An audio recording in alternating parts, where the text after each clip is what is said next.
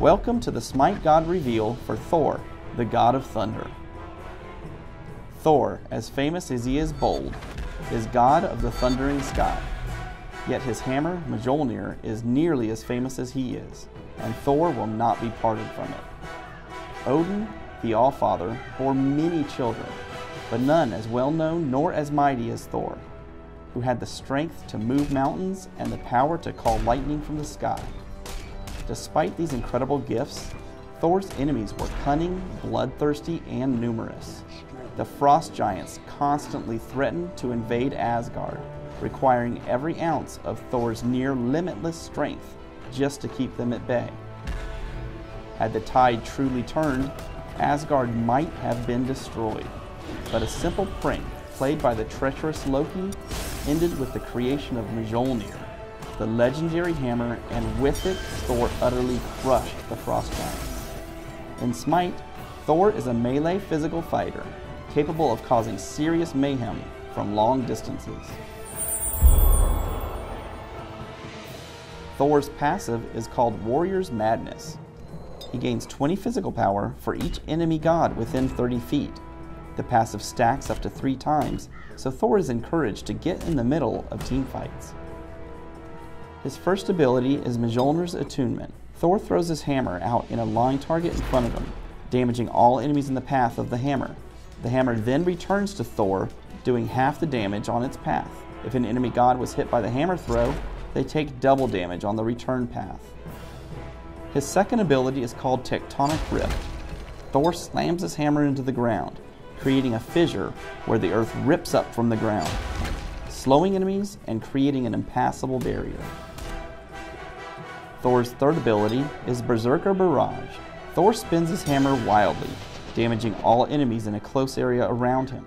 He is immune to knock-up and slows for the duration of the ability. Thor's ultimate ability is called Anvil of Dawn. After a brief build-up, Thor flies up into the air.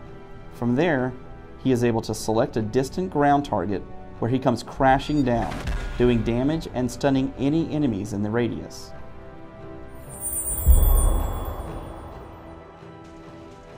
In this fight, I find Bakasura coming out of the jungle.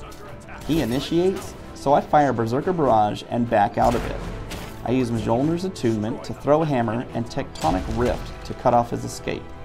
He activates his ultimate to try to bring me down, but my basic attacks end up finishing him off. This time, I see Guan Yu initiating a fight on the enemy Agni. I activate Anvil of Dawn, target the enemy, and crash down, stunning him. Then I activate Berserker's Barrage to deal a lot of damage. I use Tectonic Rift to block his escape and secure the kill. In this scenario, I see Kali overextending against Sobek. I activate Anvil of Dawn and drop down to the fight.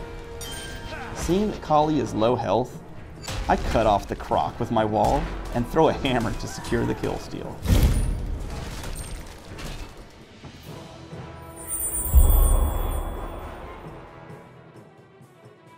Thor works best in a lane with a ranged slower or disabler. Since he is melee, he has a tough time in the early laning phase. Training Mjolnir's attunement first allows Thor to kill minions and poke gods from range. After that, I train Berserker Barrage to help clear those early minion waves, and then another point in Mjolnir's attunement. From there, I follow a similar ranking order, training Anvil of Dawn, Mjolnir's attunement, Berserker Barrage, Tectonic Rift.